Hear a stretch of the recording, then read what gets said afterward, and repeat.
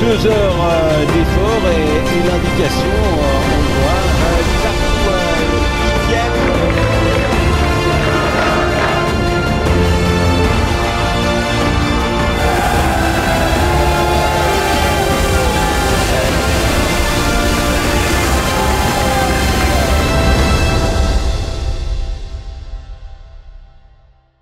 Bonsoir à toutes et à tous, de magnifiques images de joie et de liesse pour cette saison 2024. On n'a pas pu tout mettre évidemment, de la joie grâce à l'ASM qui nous a fait vibrer tout au long de l'année, mais plus largement depuis 100 ans. Et c'est pour cela que nous sommes ici sur le quai Albert Ier pour vivre ensemble ce centenaire. Dans ce journal spécial, nous recevons 2 invités, le président général et le vice-président de l'association sportive monégasque Omnisport. Nous écouterons également de nombreux témoignages, dont celui du souverain, sans oublier des reportages sur les manifestations en elles-mêmes, avec de nombreuses animations qui ont été prévues sur le quai Albert Ier là, tout au long de la journée.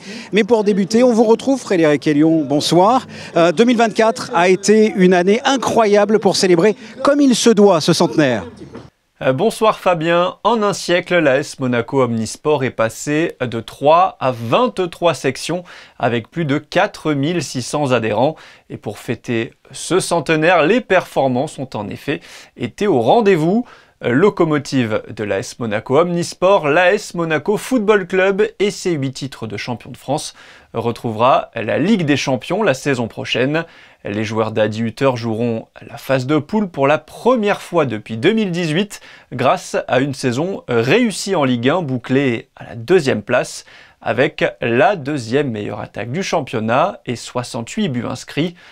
En basket, la Roca Team a réalisé le back-to-back, un 2e titre de champion de France consécutif, glané à Paris lors du match 4 avec 2 records à la clé. Le plus gros écart et le plus grand nombre de points inscrits dans un match des finales du championnat de France de basket. Seul regret, l'élimination aux portes du Final Four d'Euroleague. Toujours en sport co, l'AS Monaco Rugby a manqué une accession historique en Fédéral 1 pour 2 points, une pénalité sur le poteau en fin de match à Nantua et les rêves de montée se sont envolés. Mais cela n'enlève rien à la saison exceptionnelle du 15 monégasque en Fédéral 2. Autre saison historique, celle des filles de l'AS Monaco Volleyball, invaincue et sacrée championne de France de N2 après une victoire 3-7-0 face à Saint-Jean-d'Ilac en finale. Idem pour les garçons de la section water-polo de l'AS Monaco, natation titrée eux aussi en N2 pour leur première saison à cet échelon. A signaler aussi le titre de champion du monde de laser run de Denis Delusier en Master plus 50. Et puis qui dit 2024 dit forcément Jeux Olympiques, Fabien. Alors on suivra avec attention les performances de Cassandre Beaugrand, licenciée à l'AS Monaco Triathlon, mais formée à l'ASM Athlétisme, de Lisa Pou de l'AS Monaco Natation en eau libre sur le 10 km, ou encore de Xiaoxin Yang, la pongiste monégasque, et potentiellement de Théo Andan sur le relais mixte en athlétisme. Que de beaux résultats, merci Frédéric. Il est temps de recevoir notre premier invité, le président général de l'ASM Omnisport, Louis Biancheri, bonsoir. Bonsoir. Alors l'ASM, on peut dire que c'est une vieille dame centenaire qui a vécu beaucoup de choses, beaucoup d'histoires. Quelle est son histoire? Comment est née l'ASM? Alors, je peux vous dire déjà, en matière de petite plaisanterie, l'ASM est une vieille dame, et celui qui vous parle n'est pas est un vieux monsieur quand même. Bon. Oui, vous ne l'avez pas connu à sa naissance quand même. Dieu merci. Alors, ce que je voulais simplement vous dire, c'est que, effectivement, au point de vue création, on n'a pas proprement parlé au début de création. Il y a 2 sociétés qui se sont associées, parce qu'il y avait un manque de terrain et également un manque de dirigeants. Ces sociétés, c'est la gymnastique et le football. De fait, il y a eu un regroupement volontaire et de bonne aloi, je dirais, de sociétés qui ont commencé vraiment à créer l'AS Monaco. D'accord, c'est comme ça que l'AS Monaco s'est créé en fait. Oui, c'est parti avec quoi? 3 clubs Alors, et après, maintenant, on en est à 23 aujourd'hui. Oui, c'est parti en réalité avec 4 voire 5 clubs. D'accord. et qui sont restés ensemble jusqu'au bout et qui sont toujours ensemble. Sauf peut-être un club qui n'était pas vraiment un club monégasque, ouais. Qui était un club de Beausoleil. Exactement. Et qui était bien content d'utiliser le terrain de Monaco, comme nous avons été contents d'utiliser le terrain de Beausoleil. Aujourd'hui, quelle est l'âme de l'ASM? Comment est-ce que l'on pourrait définir l'ASM? Vous avez 2 heures, comme pour le bac. Merci. Écoutez, je vais essayer de faire en sorte qu'il y ait un peu moins. Mais ça va être difficile de définir l'âme de l'ASM. Moi, je considère que, pour moi, l'ASM, c'est une société humaine, oui, avant tout. Et humaine parce qu'effectivement, elle doit, en son sein, appliquer pratiquement les règles normales humaines et sportives. C'est une institution. On peut dire que l'ASM est fédératrice du sport en principauté. Alors, on peut parler effectivement d'un exemple de fédération, un exemple fédératif, mais il n'y a pas que ça. Voilà. Alors aujourd'hui, c'est vrai qu'effectivement, ça augmente toujours le nombre d'adhérents à l'ASM. Oui, on en est à 4615 aujourd'hui, je crois. Oui, ça c'est les adhérents, effectivement. Oui. Moi, je parlais surtout aux adhérents associés, en quelque sorte.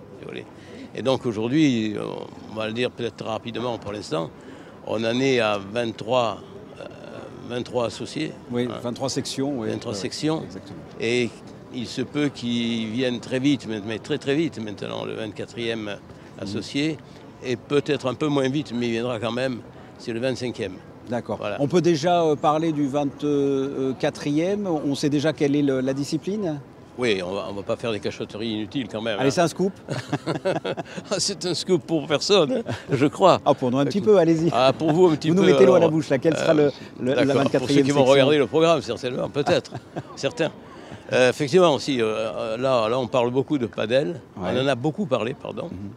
Et puis, finalement, nous étions en relation avec la personne qui actuellement porte le padel dans le coin, je dirais, c'est M. Fabrice Pastor, qui nous a très gentiment proposé d'adhérer à l'ASM. Voilà. Alors après avoir expliqué en quoi ça consistait et ce que ça a impliqué, effectivement, j'ai trouvé ça très bien. Et donc il a demandé à ce que le padel, l'association de padel de Monégasque, adhère donc à l'ASM. Ce qui est en train d'être, je dirais, travaillé. Et donc, là, je vais vous dire, effectivement, le résultat, il est pratiquement connu. Oui. Moi, je ne lui ai pas encore signifié officiellement, parce que le résultat, on ne le saura que lorsqu'il y aura une assemblée générale qui se réunira, c'est-à-dire le 10 juillet. Voilà. D'accord. 10 juillet. Donc, mais le vote a déjà été fait. Voilà, prochainement, il se peut donc officiellement qu'il y ait une 24e section. Oui, 24e section. Une personne qui est particulièrement attachée à l'ASM, c'est le souverain. Patricia Navarro est allée s'entretenir avec le prince Albert II. On l'écoute, il nous donne sa définition de l'ASM. L'ASM pour moi c'est la diversité et l'excellence. Au travers de tous les sports qui sont présentés, qui sont offerts par les différentes sections de l'ASM, ça va bien sûr du football à la natation, en passant par le bobsleigh, par l'aïkido, par le e-sport, par le tennis de table. Enfin, je pourrais vous les nommer toutes. Il y a 23 sections pour l'instant, mais il se peut qu'il y en ait 2 autres qui vont apparaître, vont être créées cette année, en cette année du centenaire. Donc, ça promeut bien sûr les valeurs qui nous sont chères, les valeurs du sport universel, mais qui sont proches des valeurs de l'olympisme, la solidarité, l'amitié, le fair play, le respect des règles, de la règle. On le sait, vous pratiquez le sport, mais vous appréciez aussi énormément de pouvoir suivre les différentes disciplines. À titre personnel, quelle compétition peut-être, quelle manifestation vous a le plus marqué dans l'histoire récente de l'ASM? Bien sûr, on ne peut pas oublier les extraordinaires résultats de notre équipe de football et de notre club, l'ASM Football Club. Mais bien sûr, il y a eu d'autres formidables résultats. Et dernièrement, on peut penser à des athlètes comme Théo Andan, comme comme l'ISAPU, comme beaucoup d'autres. Mais aussi, je suis aussi touché par les très beaux résultats de nos jeunes en water-polo, de nos filles en volley-ball.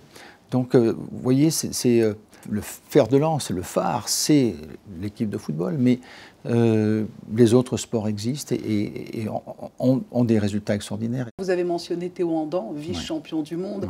Ouais. L'AS Monaco Football a terminé second du championnat. Il y aura la Champions League dès septembre 2024 à l'automne. On a le titre de champion de France tout récent de la Roca Team 2024. Cela souligne encore plus cette année de centenaire combien les performances sont au rendez-vous avec l'ASM. Bien sûr. Je crois qu'il y a une dynamique qui est tout à fait formidable et dont il faut profiter pour essayer de faire briller nos couleurs, celles de l'ASM, mais les couleurs par extension de Monaco. Et donc c'est avec plein d'espoir que l'on célèbre, que l'on commémore ce centenaire de l'ASM et que l'on regarde vers les 100 prochaines années. Regardez vers les 100 prochaines années, ce sont les mots du souverain, ça tombe bien, on a parlé du passé, mais l'ASM est résolument tournée vers l'avenir. On a parlé par exemple de cette future 24e section. L'ASM est tournée vers l'avenir, on peut dire ça? Moi je pense oui, mais ça a toujours été le cas, je crois, avant même que je sois là.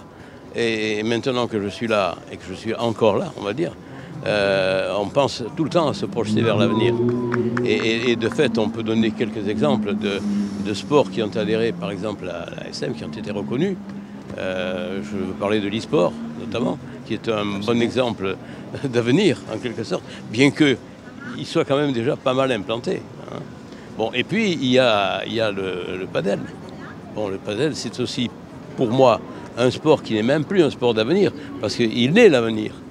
Qui va peut-être intégrer prochainement l'ASM. Louis Bianchieri, merci d'avoir répondu à mes questions. Nous célébrons aujourd'hui les 100 ans de l'ASM qui comprend 23 sections, on l'a dit, bientôt 24, peut-être dans quelques jours, dans quelques semaines. Eh bien, ces sections sont représentées ici, sur le quai, par le biais de nombreuses animations. Justin Hadel s'est baladé justement sur le quai. Voici son reportage. Des plus jeunes aux moins jeunes, il y en a pour tous les goûts. Les activités sont nombreuses, de l'initiation au rugby en passant par la lutte ou le triathlon, il y a de quoi divertir tout le monde. On est avec les copains, on s'amuse, on rigole et vu que c'est pas trop de la compétitivité, on s'amuse quoi, on profite. C'est grâce à eux qu'on peut pratiquer nos sports et qu'on puisse faire cette journée exprès pour les sports. Tout au long de la journée, de nombreuses sections de l'ASM proposent une présentation de leurs disciplines. Bobsleigh, tennis de table, e-sports, voire même foot-golf et haltérophilie. Pour tous les exposants, c'est l'opportunité de rencontrer de possibles futurs adhérents. Et surtout, de séduire parfois un nouveau public. On essaye de prendre des adhérents qui veulent venir, qui veulent essayer de commencer ce sport où il y a aussi un championnat du monde, il y a un championnat d'Europe, il y a beaucoup de tournois. En France, ils jouent l'Open de France de foot-golf maintenant, ils sont en train de jouer. Donc il y a beaucoup de manifestations vraiment très intéressantes. Nous sommes très contents d'être là et je pense que le public a bien pris justement notre animation et que le fait qu'ils peuvent essayer et toucher donc, le monde du e-sport. Quoi qu'il en soit, les enfants sont aux anges. Ils peuvent découvrir des sports parfois inconnus ou peu par rapport aux pratiques standards de leur âge, comme le plongeon, la natation artistique, la boxe et même le combat médiéval. Et pour participer au centenaire, les jeunes âgés de 8 à 16 ans pratiquant un sport de l'ASM pouvaient se faire photographier avec la tenue correspondant à leur pratique sportive. Une manière de réunir et de rassembler la grande famille ASM. Notre deuxième invité, le vice-président de l'ASM Omnisport, Roland Bianchieri, bonsoir. Bonsoir à vous, merci de me recevoir. Je vous en prie, merci à vous. On vient de le voir dans ce reportage, ce samedi, là, sur le quai, c'est la fête. C'est le mot. C'est le mot, c'est la fête du sport, c'est la possibilité de mettre en avant la diversité de l'ASM, la grande famille rouge et blanc, comme vous a dû vous le dire le président, plus de 23 sections, 4600 membres. L'important 4615 même, je crois. Ah, vous êtes plus précis que moi.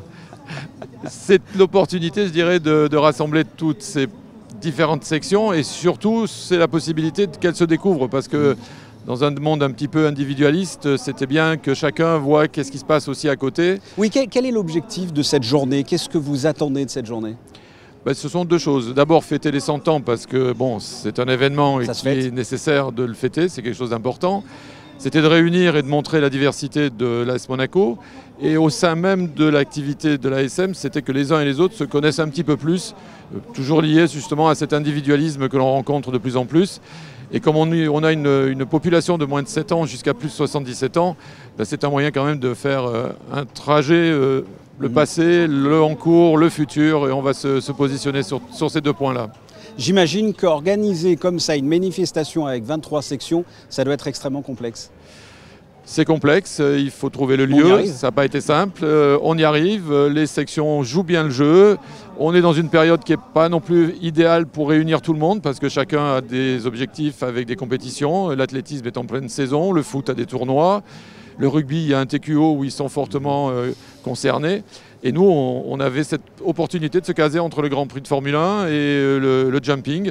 Et donc, avec les bonnes volontés de toutes les personnes, de toutes les entités, on a mis en place cette journée qui sera en plusieurs morceaux que je pourrais vous détailler dans un petit instant.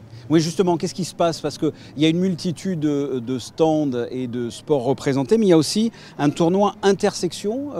Quel est le concept? Qu'est-ce que c'est ce tournoi? Alors, ce concept du tournoi intersection, c'est de permettre justement à toutes les sections de l'AS Monaco qui étaient disponibles de faire une pratique d'une discipline qu'ils n'ont pas l'habitude de voir ou de connaître. Alors ça va sur des sports collectifs comme le basket, le hand, mais on a aussi l'athlétisme, on a aussi du laser qui va permettre dans l'activité pentathlon de faire découvrir quelque chose qui est complètement pour eux nouveau. Donc c'est vrai que c'est faussement une compétition, même si on met un petit barème et qu'on reste des acteurs compétitifs, mais c'est une possibilité justement de créer ce mélange et de faire en sorte que les sportifs se croisent. Et à côté de ça, bien évidemment, les entités qui ne pouvaient pas monter les différentes activités de l'intersection, elles sont toute la journée dans le village qui a été conçu avec des animations et des démonstrations. Et il y a un super calendrier, je pense, pour que tout le monde, parce que c'est ouvert à tout le monde, on attend le maximum de personnes, avec, je l'espère maintenant, du beau temps, parce qu'on a quand même eu quelques difficultés pour monter tout ça. Mais je pense qu'on va pouvoir attirer du monde et que ça permettra de faire en sorte que les deux objectifs soient atteints. Le mélange des genres au sein des gens de l'ASM, la possibilité de faire cette démonstration et de créer, de montrer que cette grande famille existe bien avec toutes ces sections sur le port. Avec en point d'orgue, en finalité, le grand concert de Big Flo et Oli. Voilà, j'allais y venir. Ça, c'est quelque chose qui a été intelligemment, je pense, pensé. C'est une prolongation de la fête de la musique. C'est un partenariat, une coopération avec la mairie de Monaco. Le gouvernement bien évidemment et l'AS Monaco. L'un mis dans l'autre, ça permet de faire venir, je pense, des artistes qui sont très connus, qui répondent un petit peu à toutes les générations. Bon, certains découvriront, d'autres savent pertinemment de qui il s'agit, mais on a réussi à faire en sorte que tout ça soit une continuité du 21 au 22. Et c'est vrai que ce soir, ça sera une grande soirée qui, j'espère, drainera... On espère autour des 6000 personnes. Roland Biancheri, merci d'avoir répondu à mes questions. Donc, parmi tous les sportifs qui concourent pour Monaco au plus haut niveau, je vous propose d'en écouter deux d'entre eux. La nageuse Isa Pou, qui représentera Monaco au JO en eau libre, et Théo Andan, médaillé d'argent des championnats du monde d'athlétisme avec l'équipe de France et qui tentera la semaine prochaine de se qualifier pour le 800 mètres en individuel et par équipe. On les écoute. L'ASM m'a apporté beaucoup de choses. De belles rencontres. Grâce à l'ASM, j'ai pu avoir un vrai club d'athlétisme qui m'a poussé, qui m'a amené à faire des performances. J'ai pu rencontrer mon premier coach, Jacques Candusso. Et puis, ils m'ont aussi donné les moyens de mes ambitions en me soutenant à chaque étape de ma carrière. L'ASM m'a beaucoup apporté, surtout sur le plan humain. Parce que moi, c'est vraiment ça que je recherche. C'est pas seulement l'aspect sportif qui m'intéresse. C'est vraiment l'aspect humain et j'ai eu la chance de tomber sur des personnes relativement bienveillantes envers ma personne et envers mes proches. Et c'est vrai que l'ASM m'a apporté du soutien dans ma pratique sportive et mon évolution personnelle. Mes plus beaux souvenirs avec l'ASM, c'est... Là, par exemple, tous les ans, il y a la compétition phare des clubs, c'est les interclubs. Et tous les ans, il y a une bonne ambiance entre nous, etc. Donc, c'est des bons souvenirs. Après, forcément, il y a les Jeux des petits États d'Europe où à chaque fois, voilà, c'est vraiment une belle aventure d'une semaine où on s'amuse bien, on fait de belles performances et ça crée des liens entre nous et ça crée des beaux souvenirs. J'en ai pas un précisément en tête, mais c'est vrai que les Jeux des petits États, parce que j'ai eu l'occasion de les faire qu'une fois au Monténégro, je pense que ça fait partie d'un des plus beaux souvenirs avec l'ASM. Ouais. Que de bons souvenirs avec l'ASM, vous l'avez entendu. D'autres personnalités bien connues du monde du sport et de la principauté sont venues faire un tour dans les différents stands ici sur le quai. Voici leur réaction au micro de Justin Hadel. C'est cool de pouvoir fêter 100 ans, c'est quelque chose d'énorme et de pouvoir partager aussi ça avec les fans. Moi je leur donne un petit peu de mon temps qui n'est pas grand chose et ils repartent avec des sourires, donc moi ça me rend heureux. C'est un grand plaisir d'être là et aussi qu'avec tout le monde on fêtait cet anniversaire. Pour moi c'est important parce que depuis que je suis devenue monégasque, je pense que c'est un événement important pour moi et aussi pour mon pays. C'est ce qu'on aime, le partage et le sport, c'est ça. Il existe depuis la nuit des temps et ça a toujours été là pour faire une osmose entre des tas d'ethnies, on peut dire, et des tas de personnes de toutes générations, et c'est vraiment exceptionnel d'être là et de pouvoir véhiculer ça. Voilà ce que l'on pouvait dire et vous montrer concernant les 100 ans de l'association sportive monégasque Omnisport, qui regroupe 23 sections et bientôt 24, ça on vous l'a dit. Mais la soirée n'est pas terminée avec dans quelques instants le concert de Big Flo et Oli. Vous apercevez la scène derrière moi. Nous, on se quitte en images et en musique avec un résumé de cette journée. Vous retrouvez là dans une poignée de secondes Sébastien Borgna pour le reste de l'actualité. À très bientôt, au revoir.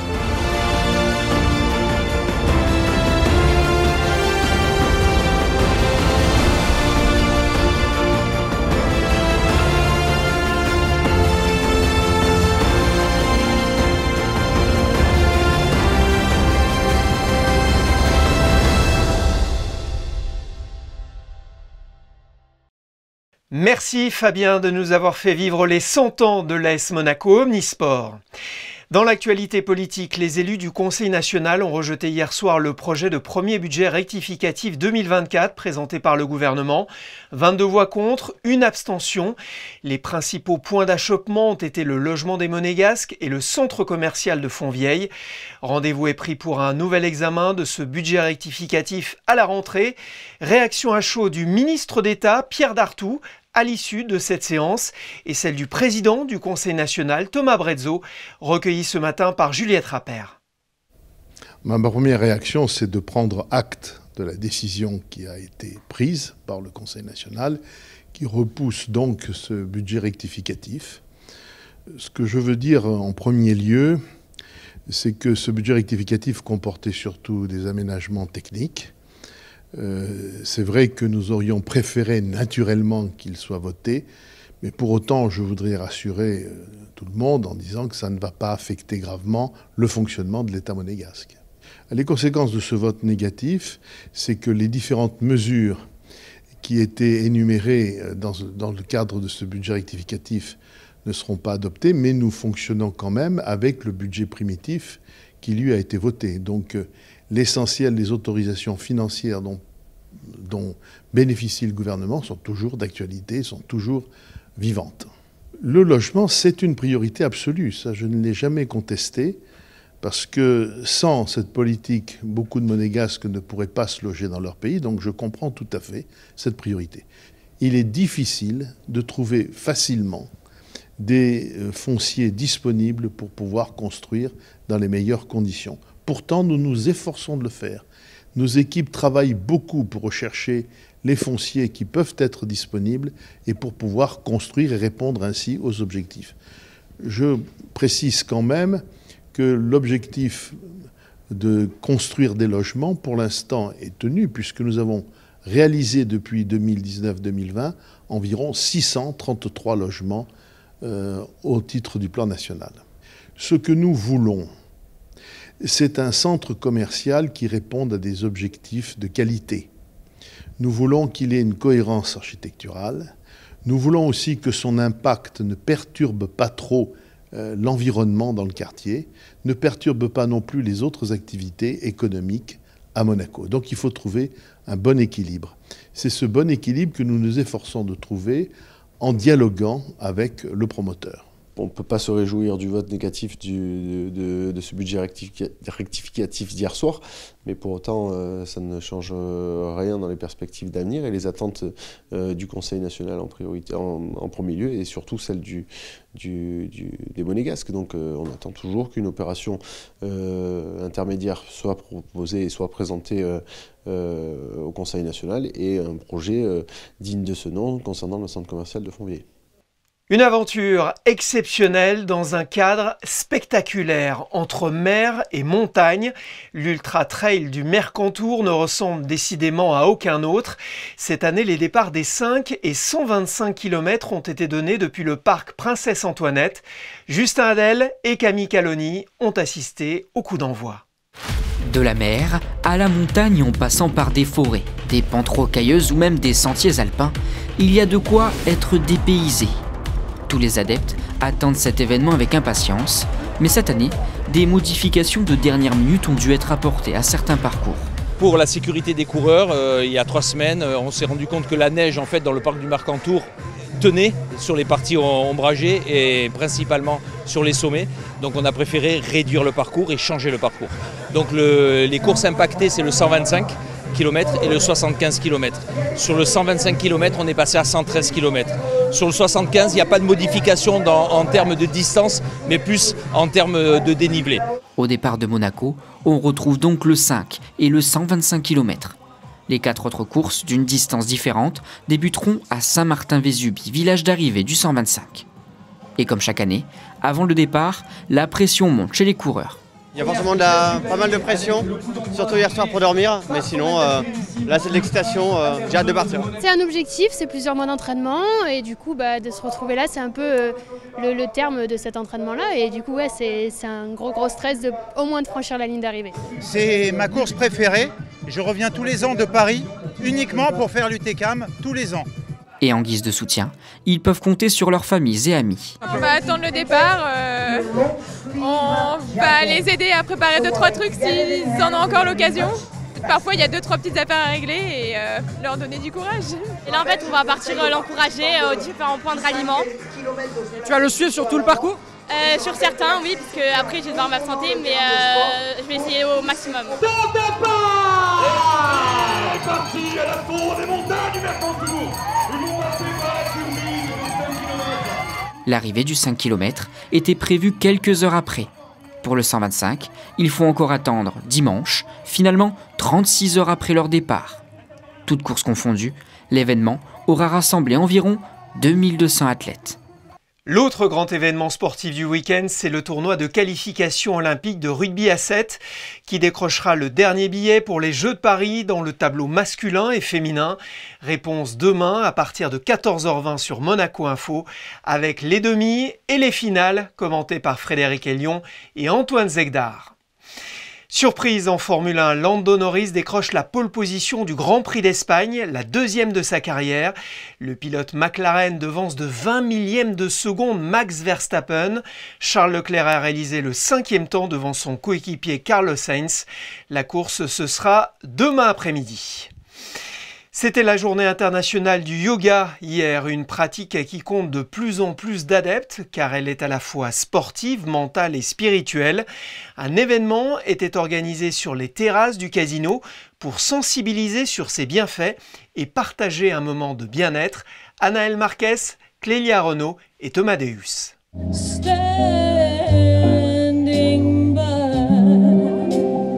Lutter contre le stress, améliorer sa respiration, travailler sa souplesse, méditer ou encore soulager les maux de dos, les bienfaits du yoga sont nombreux, mais tous ont un seul but, participer au bien-être du corps et de l'esprit de chacun, et c'est en cela que la fondation Kate Powers a organisé à l'occasion de la Journée internationale du yoga, une rencontre où chacun pouvait gratuitement assister à des cours de cette discipline. A part of the Kate Powers Foundation is we have 3 different pillars, and one of our pillars is well-being. And so at the International Yoga Day, our focus is on the well-being for the community. So we were fortunate because SBM was able to give us the space, so they donated the space, and we were able to have 2 different yoga classes. And then also right now, in just a few minutes, you're going to have a kids class. So So far it's around 80, probably 90 people, and we look forward to another 200 showing up at 5. Sous le soleil et avec leur tapis de sport, nombreuses étaient donc les personnes venues se détendre en enchaînant les postures de yoga, comme le chien tête en bas, le guerrier ou encore le cobra. C'est incroyable, c'est génial qu'enfin on peut se retrouver tous ensemble, les enfants, les adultes, les gens qui font du yoga pendant toute sa vie et des gens qui ne font jamais du yoga. Je trouve ça incroyable qu'on peut tous se retrouver dans un petit moment et we're a union, on est tous ensemble et je trouve ça super bien. Et si dans cette discipline on parle d'union, ce n'est pas pour rien, c'est tout simplement parce qu'il s'agit de la signification du mot yoga, une pratique qui permet d'unifier le corps et l'esprit. On part maintenant aux États-Unis, l'une des destinations préférées des expatriés monégasques. Notre correspondante a rencontré l'un d'entre eux, à qui le Nouveau Monde réussit. Bonsoir Alexandra Pani. Bonsoir à vous. Oui, il était parti pour ses études à Boston il y a 12 ans, mais c'est à New York qu'il a posé ses valises définitivement. J'ai rencontré Charles-Albert Gora, le fondateur de la plateforme de revente de luxe Rebag, dans l'une de ses boutiques. Il nous parle de son enthousiasme pour sa ville d'adoption et le succès de sa marque. C'est un temple pour les fashionistas ou les collectionneurs de pièces vintage. Rebag s'impose depuis 10 ans dans le milieu de la seconde main de luxe et son fondateur est un monégasque. J'étais parti à Paris après le bac, j'avais bossé pas mal d'années entre Paris et Londres dans la finance, banque d'affaires, private equity, etc. Et puis je suis venu aux États-Unis en 2012. Alors, je suis venu faire un MBA à la base à Harvard, j'ai passé 2 ans entre 2012 et 2014 et c'est comme ça que j'ai rencontré pas mal de gens qui étaient entrepreneurs et que je me suis mis un peu dans le grand bain des startups. À la base, j'avais bossé ici dans une boîte qui s'appelle Rent the Runway, qui ont un peu inventé la location de mode sur Internet et donc qui m'avait pas mal inspiré. Et du coup, c'est ça qui m'avait un peu mis dans le grand monde de la seconde main et voilà, on a commencé la boîte à ce moment-là. Les États-Unis sont connus pour être un Eldorado pour les startups. Paris confirmé pour Charles Albert, qui a su trouver la clientèle pour son projet. C'est une plateforme essentiellement en ligne de seconde main d'accessoires de luxe, avec un modèle un peu particulier. Donc nous, on est vraiment focus sur une 50aine de marques de grand luxe. Évidemment, les grandes marques françaises, Chanel, Hermès, Louis Vuitton. C'est principalement du sac, mais il y a aussi maintenant un peu de montres et bijoux. Et on a un modèle très particulier au sens où on achète le produit. On achète le produit aux vendeurs et vendeuses et ensuite voilà, on authentifie et on fait tout en interne et ensuite on revend. Donc c'est une plateforme digitale, mais il n'y a pas de rencontre peer-to-peer entre l'acheteur et le vendeur. On est on va dire un intermédiaire et c'est nous qui gérons tout le processus.